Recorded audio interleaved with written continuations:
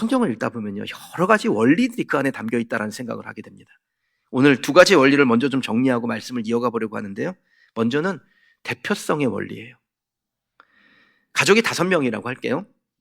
이 5명이 다 회복하려면 이 5명이 다 하나님을 만나야죠. 그런데 이 대표성의 원리에 의해서 5명 중에 1명이 먼저 하나님을 찾으면 그로 인하여 시작된 회복이 함께한 다른 가족에게로 흘러가는 겁니다. 이게 출애굽 15장에 나오는데요. 백성들이 물이 없어서 원망을 할 때 모세가 하나님 앞에 기도했고 그 모세로 인하여 물이 나옵니다. 그 물로 그 백성들이 갈증을 해결하고 거기서 살아계신 하나님의 역사를 체험하니까 치료하시는 여호와, 모든 질병을 고치시는 여호와 하나님에 대해서 깨닫게 되고 가르침받게 되고 그들이 하나님의 백성으로 다시 한번 거듭나는 은혜를 누리죠. 집단적인 문제였는데 그 집단 중에 누군가 한 명이 하나님의 회복을 불러들였고 그 회복의 혜택을 집단적으로 누리게 되는 겁니다. 이게 대표성의 원리예요. 그 다음에 살펴볼 것이 부모 자녀 사이에서 일어나는 혈연의 원리입니다. 기도의 응답을 받으려면 누가 기도해야 됩니까? 응답받으려면 그가 기도해야죠. 근데 그 사람이 지금 당장 기도할 수 있는 상황과 형편이 아니에요. 근데 누군가 이 사람을 위해서 대신 기도해야 되는데 대신 기도했는데 응답하신 경우가 성경에 많이 나와요. 언제 그러냐면 자녀를 위해서 그 부모가 기도할 때입니다. 야이로의 딸이 병들었을 때 그 딸이 병 낫기를 딸이 기도한 거 아닙니다. 아버지가 나왔어요. 근데 주님이 어떤 결과를 주세요? 야이로의 딸을 야이로가 구할 때 고치시는 은혜를 주십니다. 사르밧 과부, 수넴 여인, 나인성 과부, 귀신 들린 아이 아버지, 많은 곳에서 부모가 자녀의 아픔을 가지고 나와 주님께 구할 때 하나님께서 회복의 은혜를 그 자녀에게 주신 것을 성경에서 봅니다. 저는 여러분들이 이 성경에 나와 있는 원리를 이용해서 여러분의 삶을 풍성하게, 가정을 풍성하게, 자녀들의 인생을 하나님 안에서 풍요하게 만들어가는 하나님의 사람들이 되시길 주의 이름으로 축원합니다. 자, 그런데 대표성의 원리든 혈연의 원리든 공통적인 게 있어요. 이게 반드시 있어야 돼요. 믿음이에요. 간절함은 필수이고 그 간절함에 하나 더 해야 될 것이 있는데 믿음이 더해져야 됩니다. 근데 그 믿음이 뭡니까? 나의 간절함을 행동으로 바꾸어 가는 것입니다. 주님께 남은 회복하신다라는 믿음을 가지고 하나님 앞에 나올 때 하나님께서 이 문제를 해결하시는 은혜를 우리에게 주신다라는 거예요. 여러분 이 원리를 기억하면서 오늘 말씀을 계속해서 이어가 보도록 하겠습니다. 지난주 본문이죠. 6절로 올라가셔서 6절 말씀 보겠습니다. 너희가 많이 뿌릴지라도 수확이 적으며 먹을지라도 배부르지 못하며 마실지라도 흡독하지 못하며 입어도 따뜻하지 못하며 일꾼이 삭을 받아도 그것을 구멍 뚫어진 전대에 넣음이 되느니라. 자, 이 이스라엘 백성들의 삶의 단상을 지금 성경이 표현하고 있는데요. 이와 같은 삶을 딱 한 문장으로 줄이면 앞으로 남는데 뒤로 미치는 인생이에요. 뿌리면 거두고 먹으면 배부르고 마셨으면 갈증이 해소되어야 하며 입었으면 따뜻해야 되고 월급을 받았으면 통장에 플러스가 되어야 합니다. 이게 자연스러운 현상이죠. 근데 이스라엘 백성들의 형편이 어떻게 된 겁니까? 앞에서는 분명히 남은 것 같은데 뒤에서 계속해서 미치는 일들이 일어나고 있는 거예요. 여러분 이건 진짜 슬픈 일 아닙니까? 수고하여 남 좋은 일만 시켜주는 사람이 되는 거예요. 저는 여러분들에게 이러한 불행이 일어나지 않기를 간절히 바랍니다. 여러분들이 수고했으면 수고의 것을 누리는, 내 손이 소구한 대로 먹는, 그래서 복되고 형통하게 되는 하나님의 보상과 하나님의 은혜가 여러분의 삶에게 넘치기를 바랍니다. 하나님 우리에게 주신 자연스러운 경제 원리는 일하면 버는 거죠. 수고하면 남아야 됩니다. 그런데 이스라엘 백성들의 경제 원리가 부자연스러워진 현실이 오늘 본문에 나옵니다. 많이 벌면 많이 남아야 되고 먹었으면 배불러야 되고 마시면 목이 마르지 않아야 되고 근데 어떻게 돼요? 많이 벌어도 모자라고 많이 먹어도 배고프고 많이 마셔도 갈증이 그치지 않습니다. 자연스러운 경제 원리에 훼손이 일어난 거죠. 자, 그러면 하나님께서 이같이 이스라엘 백성들의 경제 원리를 무너뜨린 이유가 뭘까요? 하나님이 그렇게 하신 이유가 9절에 나와요. 이것이 무슨 까닭이냐? 내 집은 황폐하였을 때 너희는 각각 자기의 집을 짓기 위하여 빨랐습니다. 하나님이 진짜 작심하고 말씀하시는 겁니다. 하나님께서 무시당한 현실에 대해서 작심하여 말씀하신 거예요. 이스라엘 백성들의 자연스러운 경제 원리가 작동하지 않게 된 이유는 하나님의 집을 회복하는 일에 너무나 무관심했기 때문에 그런 것입니다. 형편 따지고 급한 일 먼저 하고 하나님의 집을 온전하게 하는 것은 나중에 하다가 그들이 하나님께 나중에가 돼버린 거예요. 그럼 지금도 마찬가지입니다. 하나님의 집을 뒷전으로 미루면 하나님이 그 사람을 뒷전으로 미룹니다. 이거를 아주 매섭게 들으셔야 돼요. 내가 하나님을 뒷전으로 미루면 하나님이 나를 뒷전으로 밀어요.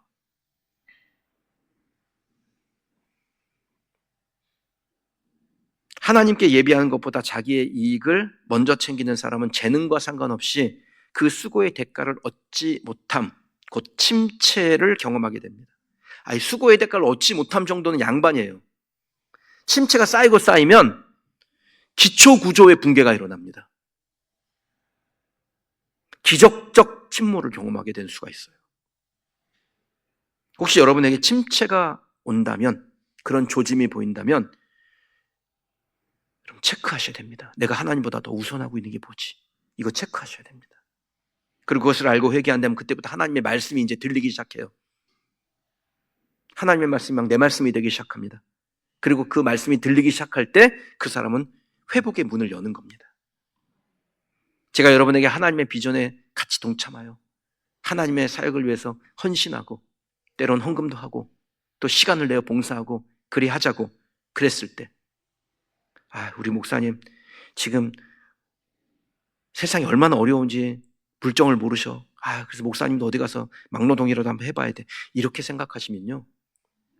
그러면 죄송한데 그건 회개하셔야 돼요.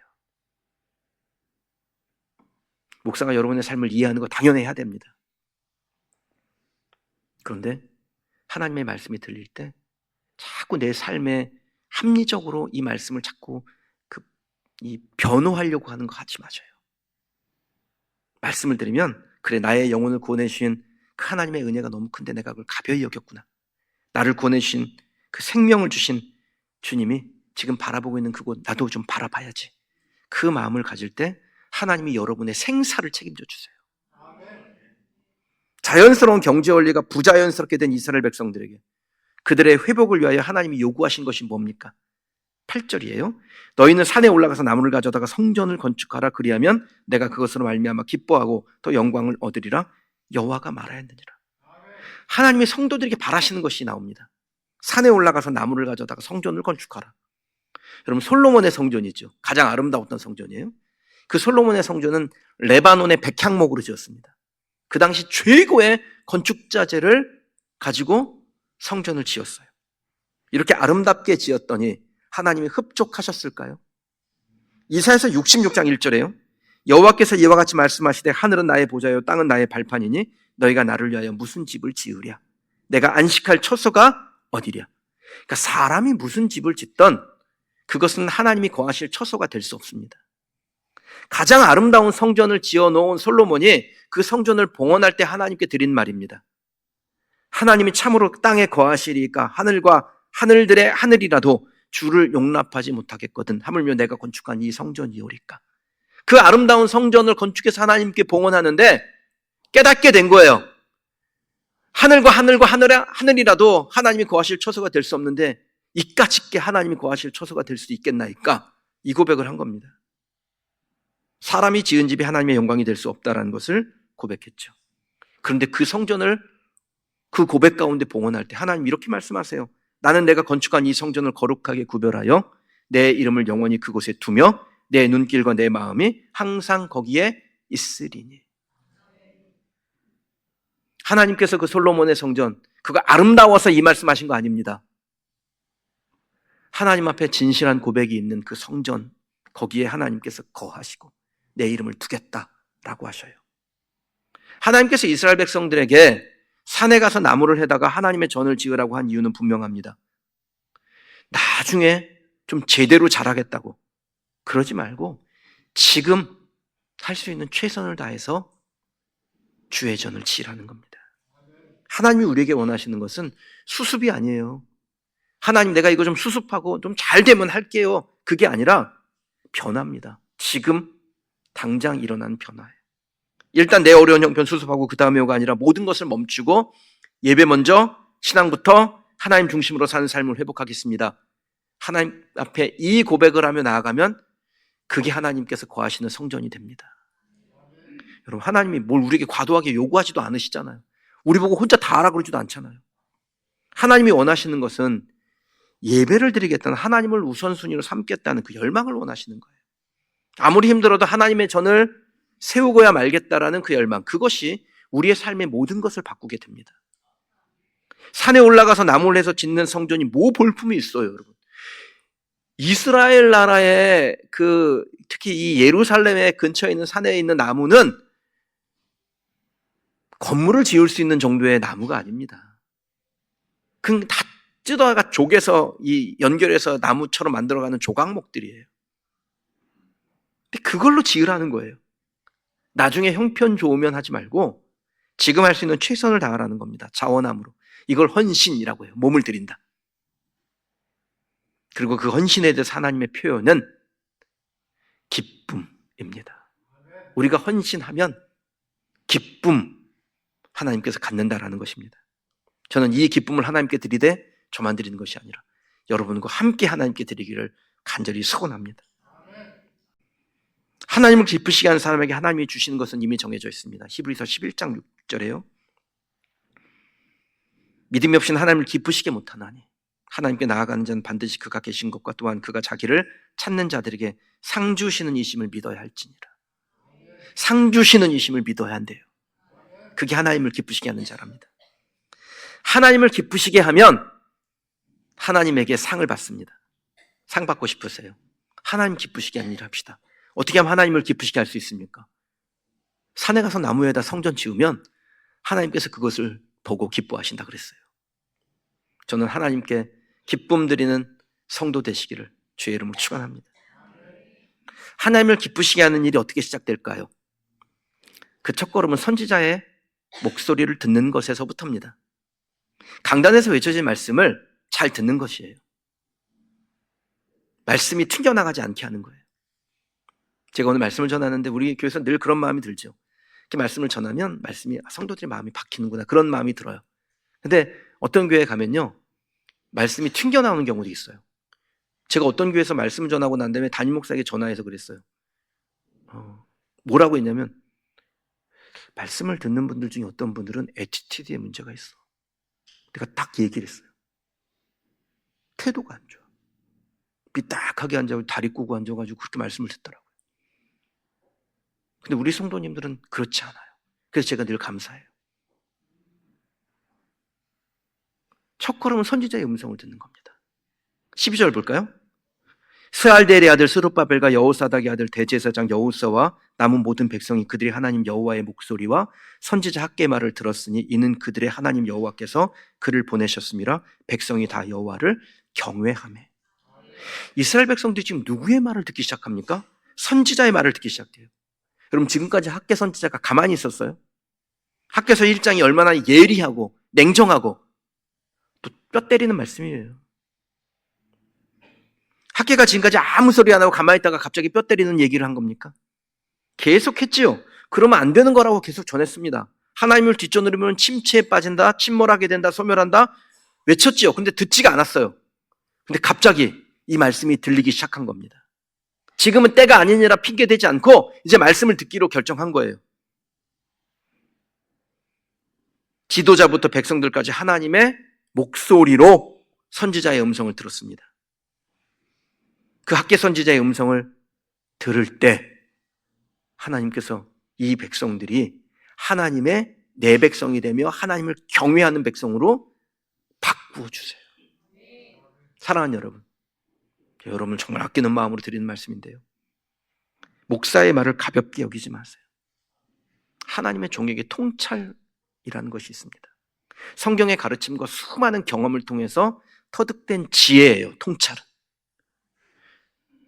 제가 여러분에게 중요한 결정을 앞두고 팍 도장 찍고 오지 말고 그 도장 찍기 전에 저에게 한번 상의하라는 부탁을 드리죠. 그거 왜 그래야 됩니까? 하나님께 듣는 시간을 버는 겁니다. 목사에게도 한 번 묻고 그것을 통해서 한 번 더 생각해 볼 기회를 얻고 하나님의 뜻이 무엇인지를 분별하는 시간을 갖는 거예요. 매주 강단에 선포되는 말씀이 여러분에게 내 말씀이 되시길 축원합니다. 내 감정이나 내 상식이나 내 이성적 판단으로 막 이렇게 막 따지지 마시고요. 내가 순종해야 될 말씀을 그냥 받아들이세요. 그러면 여러분이 하나님을 기쁘시게 하는 일을 시작할 수 있습니다. 하나님을 기쁘시게 하면 여러분의 영혼을, 여러분의 육신을, 여러분의 범사를 살아나게 하는 역사가 일어나기 시작합니다.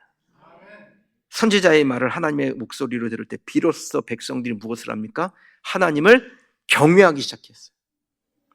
저는 우리 성도들이 하나님을 경외하는 걸 잘 하시길 원해요. 경외는 히브리어로 야레라고 하는데 이 뜻이 뭐냐면 두려워하다, 함부로 대하지 않는다, 존중히 여긴다, 이런 뜻입니다.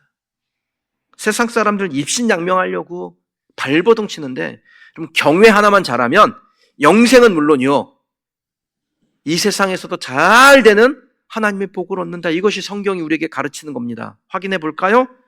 말라기 3장 16절에 그때 여호와를 경외한 자들이 피차에 말하며 여호와께서 그것을 분명히 들으시고 여호와를 경외하는 자와 그 이름을 존중히 여기는 자를 위하여 여호와 앞에 있는 기념책에 기록하셨느니라. 하나님을 경외하면, 그 이름을 존중히 여기면 기념책에 그 이름을 기록하시는, 생명책에 그 이름을 기록하시는 영생의 복을 주신다라는 거예요. 근데 그게 끝이 아닙니다. 잠언 22장 4절에요. 겸손과 여호와를 경외함의 보상은 재물과 영광과 생명이니라.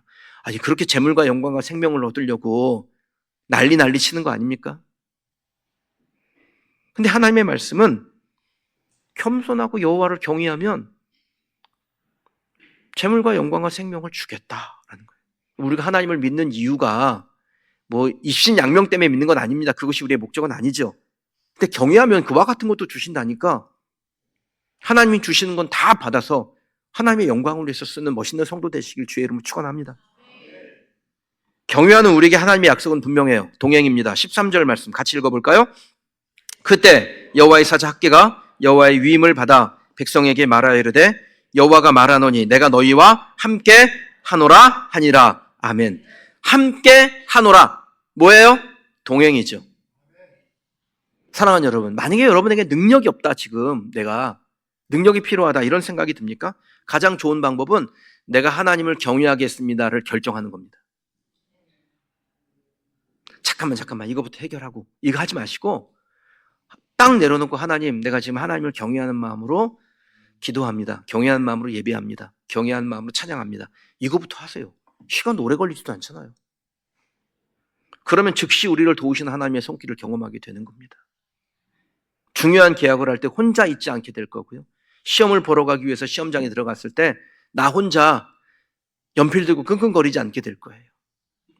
제가 학력고사 볼 때요, 수학시험 풀 때 딱 한 중간 정도 갔는데 더 이상 못 풀겠어요. 기억 생생합니다. 그날 엄청 추웠어요. 그래서 펜 내려놓고 하나님, 나를 하나님의 종으로 쓰시려고 제게 감동을 주셔서 저를 여기까지 보내셨는데 길이 막혔습니다. 그랬더니 하나님께서 기적과 같은 방법을 통해서 저에게 이 문제를 돌파해가는 은혜를 주셨어요. 자녀교육, 인간관계, 건강관리, 풍성한 경제적인 삶 실어줬습니다. 막혔어요? 그러면 하나님을 경외하겠다는 결정을 그 자리에서 시작하십시오. 그 순간에 하나님의 동행을 경험하게 될 줄 믿습니다. 그러니까 도저히 내 힘으로 안 되겠다라고 할 때, 그럼 정말 획기적인 사고의 전환이 필요해요. 우리의 고정적 사고는 뭐냐면 이거 빨리 해결하고 이거부터 해결하고 자꾸 그러는데 그건 좀 잠깐 멈추고 저는 지금부터 하나님을 경외하겠습니다. 획기적인 사고의 전환을 하세요. 이스라엘 백성들이 하나님을 경외하기 시작할 때 하나님의 백성들에게 하나님께서 하신 일, 우리가 하나님을 경외하기 시작할 때 하나님께서 우리에게 행하실 일, 그것이 무엇인지 14절에 나옵니다. 같이 읽어볼까요? 여호와께서 스알델의 아들 유다 총독 스룹바벨의 마음과 여호사닥의 아들 대제사장 여호수아의 마음과 남은 모든 백성의 마음을 감동시키심에 그들이 와서 만군의 여호와 그들의 하나님 전 공사를 하였으니 아멘. 하나님을 경외하기로 결정하니까 이스라엘 백성들이 하나님 앞으로 나와서 하나님이 주시는 그 마음에 감동을 받습니다. 감동시키다, 히브리어로 야르라는 단어를 쓰는데 직역하면 영적으로 자각시키다, 각성시키다 라는 뜻입니다. 이스라엘 백성들이 무엇을 자각했어요? 하나님이 모든 문제를 해결하시는 분이라는 것을 깨닫게 된 거예요. 예전에는 그게 깨달아지지 않으니까 자기가 어떻게든 수습해 보려고 했는데 하나님께서 이 일을 해결하시는 분이라는 것을 깨닫게 된 겁니다. 자각된 거예요. 각성했어요, 영적으로. 자기 힘으로 해보려고 하는 그것이 문제를 해결하는 방법이 아니라는 것을 알게 된 겁니다. 제가 목회를 하면서 종종 성공했다라는 사람들을 만날 때가 있는데 그들에게서 한 가지 공통점을 발견합니다. 하나님이 어떤 분이신지를 깨닫고 그 하나님께 문제를 해결해달라고 완전히 내어맡기는 경험들이 있었어요. 그러니까 그런 사람에게 형통이라는 것이 자연스러운 현상으로 다가오는 거예요. 잘못된 선택을 한 것 같은데 시간이 지나고 나니까 꽃길로 바뀌어 있는 경우를 많이 경험했다라는 겁니다. 그러니까 하나님이 어떤 분이신지를 영적으로 자각하고 나면 내가 혹여 좀 어려운 문제를 만나도 마음이 좀 다쳐도 무엇을 확인하게 돼요? 하나님이 나에게 좋은 것을 주셔. 그러면 삶이 여유로워지죠. 흔들림이 없어요. 심지가 견고해집니다. 결정 전에 기도하고 결정한 것에 대해서 그 상황에 순간적으로 일어난 그 상황 때문에 흔들리지 않으며 결국에는 형통하심을 누리게 되는 것입니다.